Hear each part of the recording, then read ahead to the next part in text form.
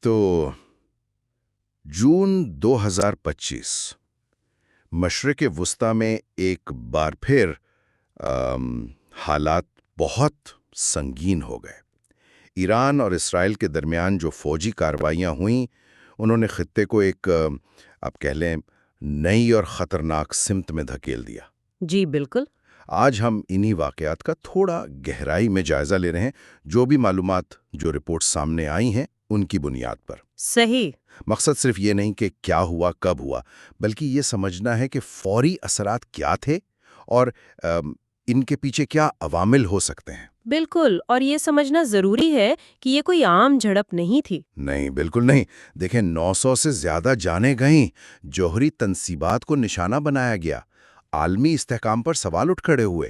ایک وقت تو ایسا لگا کہ بھئی دنیا ہی بدل جائے گی۔ یقیناً، اور اس ساری کشیدگی کی جو شروعات تھی وہ ہوئی 13 جون 2025 کو، جب اسرائیل نے آپریشن رائزنگ لائن شروع کیا۔ Operation rising line? جی، اور یہ کوئی چھوٹی موٹی کارروائی نہیں تھی، ایک بہت بڑا فضائی حملہ تھا۔ اطلاعات کے مطابق 200 سے زیادہ جدید لڑاکا طیاروں نے حصہ لیا۔ 200 سے زیادہ طیار ہے؟ یہ تو بہت بڑی تعداد ہے۔ اچھا، تو ذرائع اہداف کے بارے میں کیا بتاتے ہیں؟ کیا صرف نیوکلیئر پروگرام ہی نشانے پر تھا؟ نہیں، اہداف کافی وسیع تھے۔ بنیادی نشانہ تو ظاہرہ ایران کی جوہری تنصیبات ہی تھیں، نتنز، فردو، اصفہان، یہ سب۔ لیکن صرف یہی نہیں، اہم میزائل اڈے بھی تھے۔ پھر ایران کی جو پاسداران انقلاب ہے IRGC، ان کے کمانڈ سینٹرز کو بھی نشانہ بنایا گیا۔ اچھا۔ اور کچھ رپورٹس میں تو یہ بھی آیا کہ کچھ جوہری سائنسدانوں اور IRGC کے سینئر حکام کو بھی ٹارگٹ کیا گیا۔ اور ایک اور آپ کہہ لیں حیران کن بات یہ بتائی جاتی ہے کہ حملے سے بالکل پہلے مبینہ طور پر موساد کے ڈرونز نے ایران کا ایئر ڈیفنس سسٹم ناکارہ بنا دیا تھا۔ یعنی پہلے دفاع کمزور کیا، پھر حملہ؟ جی بالکل۔ تو یہ سب مل کر ایک بہت سوچی سمجھی پیش کی کارروائی کی تصویر بناتا ہے۔ مقصد صاف تھا، ایران کی جوہری اور فوجی صلاحیت کو شدید دھچکا پہنچانا۔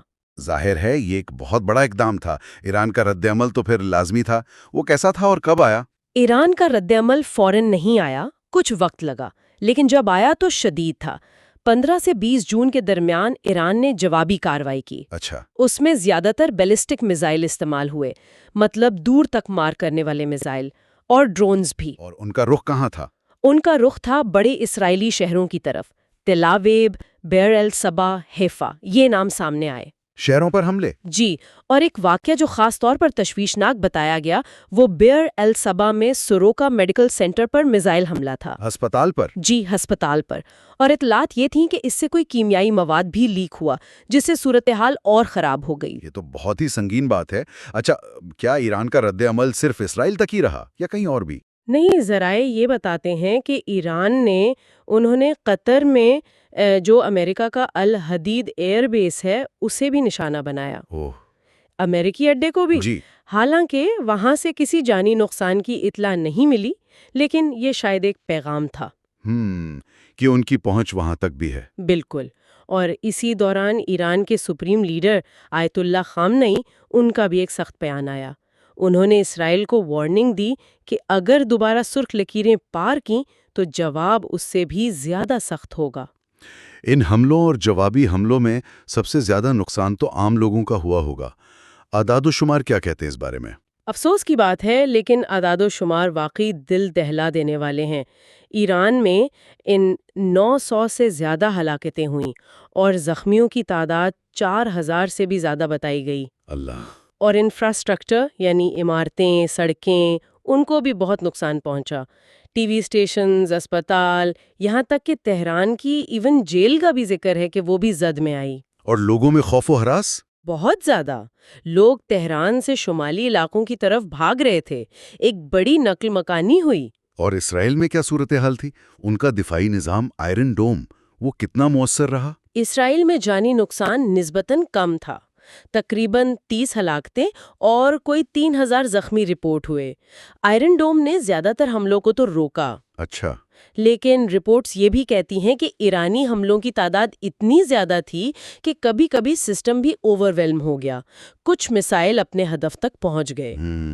یعنی کوئی بھی سسٹم 100% محفوظ نہیں ہے۔ بالکل، یہی ظاہر ہوا۔ یہ تباہی، یہ کشیدگی تقریباً 2 ہفتے چلی۔ آخر یہ رکی کیسے؟ کیا کوئی سفارتی کوشش ہوئی؟ جی ہاں، تقریباً 12 دن کی شدت لڑائی کے بعد بین الاقوامی دباؤ بڑھا۔ امریکہ اور اقوام متحدہ نے کوششیں کی تو ایک عارضی جنگ بندی ہو گئی۔ عارضی؟ جی بالکل عارضی، بہت نازک سی۔ ایران نے تو صاف کہا کہ یہ امن نہیں، صرف ایک وقفہ ہے، اور ساتھ ہی انہوں نے اسرائیل پر جنگی جرائم کے الزامات لگا کر کارروائی کا مطالبہ بھی کر دیا۔ اور وہ بنیادی سوال، جوہری پروگرام کا کیا بنا؟ کیا ایک خطرہ ٹل گیا جس کی وجہ سے سب شروع ہوا؟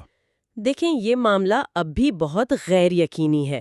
جو بین الاقوامی جوہری توانائی ایجنسی ہے IAEA، جی IAEA، انہوں نے تشویش ظاہر کی ہے کہ تباہی کے باوجود ایران شاید چند مہینوں میں ہی یورینیم افزودگی دوبارہ شروع کر سکتا ہے۔ اور اہم بات یہ کہ IAEA کے انسپیکٹرز کو اب بھی ایران کی تمام جوہری تنصیبات تک پوری رسائی نہیں ہے۔ تو مطلب خطرہ وہیں کا وہیں ہے؟ جی، بنیادی جوہری خطرہ وہ تو موجود ہے، وہ ختم نہیں ہوا۔ تو خلاصہ یہ ہے کہ جنگ بندی تو ہے مگر بہت کمزور، جوہری مسئلہ حل نہیں ہوا اور انسانی قیمت بہت زیادہ چکانی پڑی۔